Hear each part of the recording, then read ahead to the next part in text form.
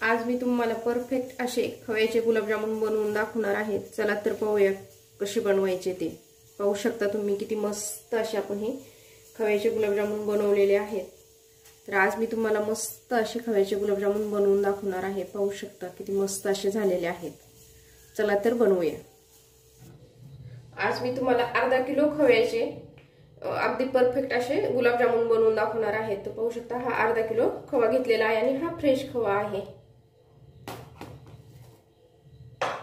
तर अगोदर आपण हा खवा आहे की नाही थोडासा असा आपण भाकरी कशी मळतो त्या प्रकारे असा मळून घ्यायचा।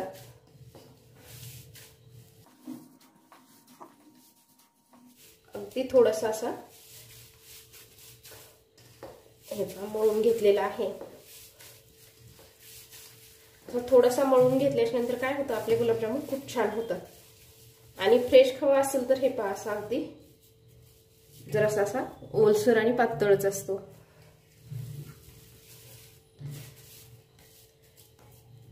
या आपण खव्यामध्ये हे पहा 1 वाटी मैदा घेतलेला आहे। जेवढा मैदा बसेल ना तेवढा मैदा आपण खव्यामध्ये आता मळून घेणार आहोत।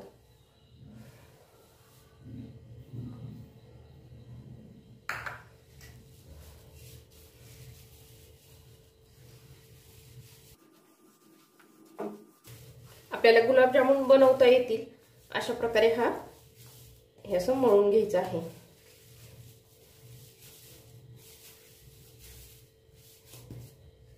हे पहा हा राहिलेला मैदा पण मी घालत आहे।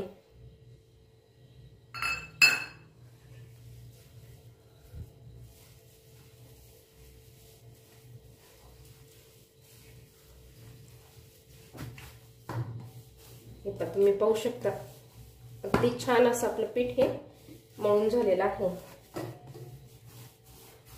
अगदी या प्रकारे असं पीठ आपण हे गुलाबजामुनचं मळून घ्यायचं। आपल्याला खूप मैदा नाही लागलेला 1 वाटीच मैदा आपण घेतलेला आहे आणि अर्धा किलो आपला खवा होता।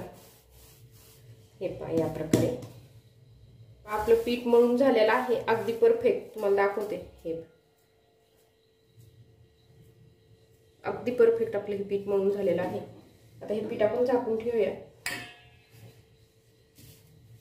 आणि पाक बनवून घेऊया। हे आपण पाक बनवणार आहोत। ही साखर आहे की नाही 1 किलो आहे आपला ना अर्धा किलो खवा होता त्यामध्ये आपण 1 वाटी मैदा घातलेला। तर हे सगळं आपला खवा आणि ते मैदा मिळून 700 ग्राम होतो। तर 1 किलो साखर घेतलेली आहे, थोडीशी जास्त घेतात। तर त्यामध्ये 1 ग्लास पाणी घालत आहे आणि आता आपण पाक बनवून घेऊया।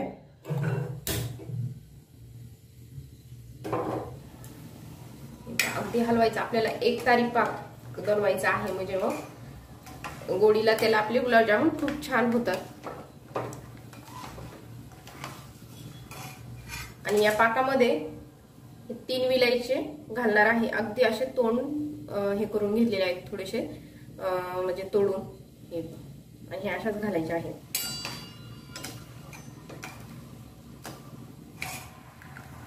थोडीशी साखर विरघळेपर्यंत असं सारखं हलवायचं। आपली साखर पूर्ण विरघळलेली आहे।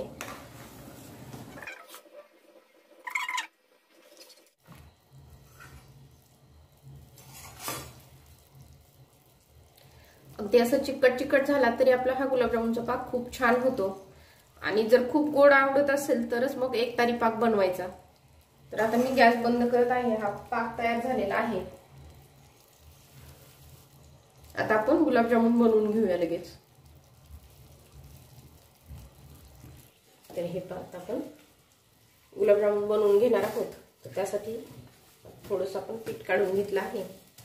हे थोडंसं मळून घ्यायचं।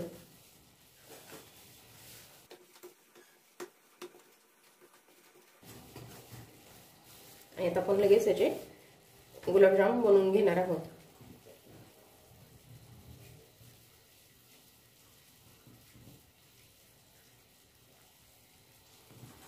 मस्त असं हे आपला गुलाबजामुन हे पहा एकसारखे असे बनवून घ्यायचे या प्रकारे। लहान मोठी साईज तुमच्या आवडीनुसार।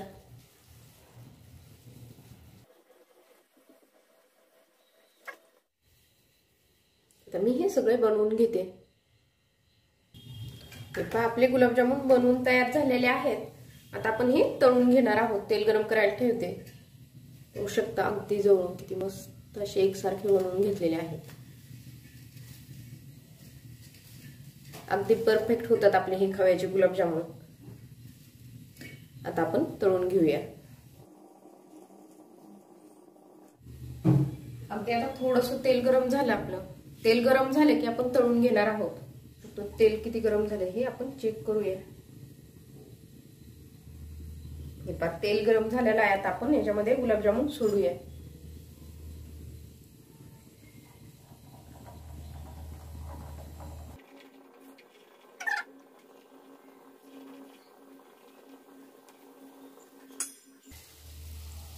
हे पहा खाली कसे लगेच लागतात।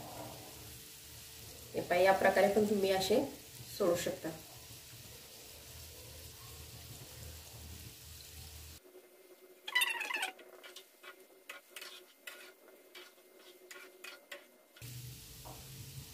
अगदी हलक्या हाताने आपल्याला याला ना हलवायचं आहे।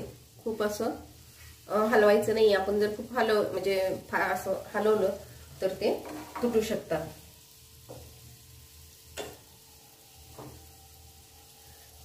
आणि तेल चांगलं गरम करून घेऊन असे थोडेसे टाकताना गॅस फुल असेल तरी चालेल, पण मग नंतर गॅस कमी करायचा, म्हणजे मग आपले गुलाबजामुन चांगले तळले जातात आतपर्यंत, म्हणजे छान तळतेत।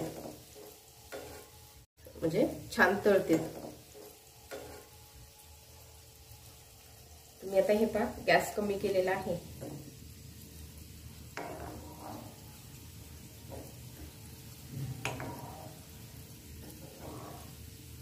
किती छान मस्त असे फुगले आहेत, पाहू शकता तुम्ही। अगदी टम्म झालेले आहेत तळतानाच। हे पहा मस्त असा गोल्डन कलर यायला लागलेला आहे। आणि डार्क किती करायचे ते आपल्या आवडीनुसार। मी थोडे आणखी डार्क करणार आहे। असला मस्त दिसून पाहूनच असं मस्त छान वाटतंय की नाही, असे मस्त कलर आलेला आहे।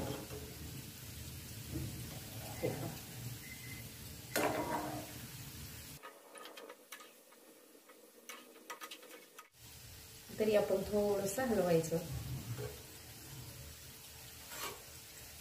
म्हणजे आपण थोडं हलवलं की सगळीकडून तळल्या जातं चांगलं।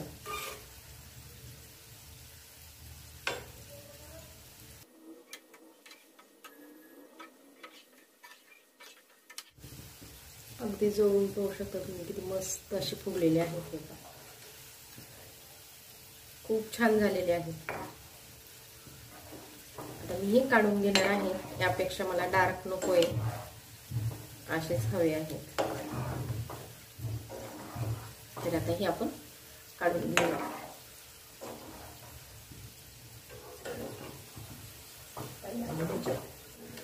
चाळणीमध्ये काढून घेतले आहेत। हे बाकीचे पण हे सगळे असे काढून घ्यायचे, म्हणजे तेल आपलं पूर्ण निथळलं जातं।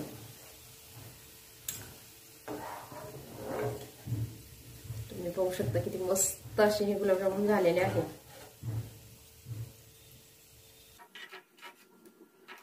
छान असे मस्त असे हे गुलाबजामुन झालेले आहेत। आता आपण हे लगेच पाकामध्ये सोडणार आहोत, म्हणजे टाकून घेणार आहोत। तुम्ही म्हणता सोडणार आहोत म्हणजे, तर हे आता आपण गुलाबजामुन अगोदरच पाक बनवून ठेवायचा आणि थंड झालेला पाहिजे। गरम पाकामध्ये जर टाकले तर ते असे फुटण्याची किंवा असं गाळ होण्याची शक्यता असते। त्यामुळे पाक अगोदर बनवून ठेवलं थोडासा तर तो थंड होतो। तर चला तर आपण आता हे पाकामध्ये म्हणजे मुरण्यासाठी टाकूया।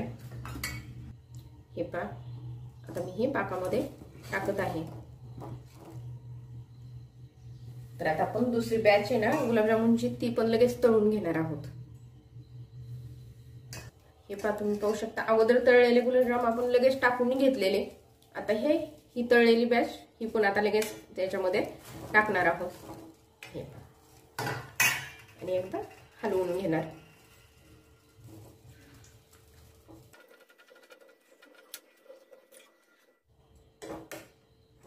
ते मस्त असे हे आपले गुलाबजामुन झालेले आहेत। हे पहा खाली पाक आहे, अगदी मुरले। हे पाहू शकता तुम्ही पाहू शकता मस्त असे आपले हे गुलाबजामुन बनवून तयार झालेले आहेत. तर हे गुलाबजामुन की नाही अगदी 8 तास आपण हे पाकामध्ये भिजू द्यायचे आणि 8 तासानंतर हे आपला पाक अगदी छान मुरल्या जातो गुलाबजामुन मध्ये. आणि मग मी तुम्हाला दाखवते की किती छान होत आहेत ते, आतपर्यंत जात आहेत. तर याला आपण आता मुरू देऊया. हे पहा 8 तास झालाय आपण हे गुलाबजामुन मुरू दिलेले आहेत. अगदी छान असं पाक मुरलेला आहे गुलाबजामुन मध्ये. हे पहा मी तुम्हाला एक मस्त असा कट करून दाखवते. तर हे पहा तुम्ही पाहू शकता अगदी मस्त असा आपला हा गुलाबजामुन पाकामध्ये मुरलेला आहे.